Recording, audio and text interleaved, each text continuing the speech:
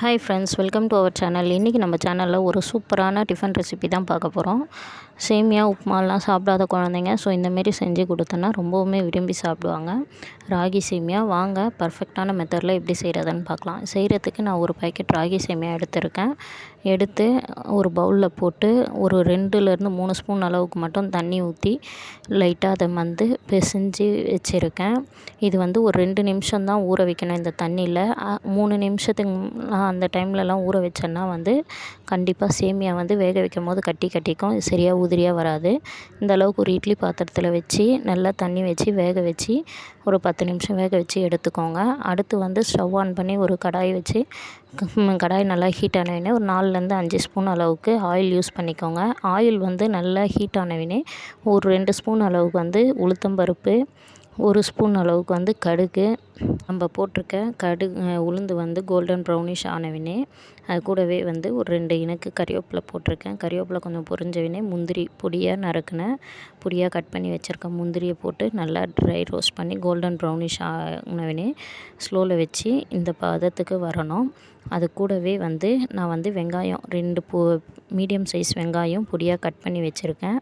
அதையும் போட்டு நல்லா வதக்கிக்கோங்க. வெங்காயம் லைட் கோல்டன் ப்ரௌனிஷாக வரணும்.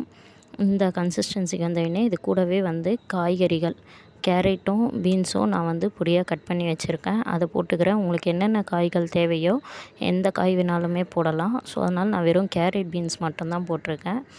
கேரட் பீன்ஸ் போட்டு லைட்டாக வதக்கி விடுங்க. அது கூடவே கம்மியாக்கு தேவையான அளவுக்கு கல் உப்பு ஆட் பண்ணியிருக்கேன். கல் உப்பு கொஞ்சமாக ஆட் பண்ணிக்கோங்க. ஆட் பண்ணிக்கிட்டு அது கூடவே காரத்துக்கு ஒரு 2-3 பச்சை மிளகா நான் கீரி போட்டிருக்கேன்.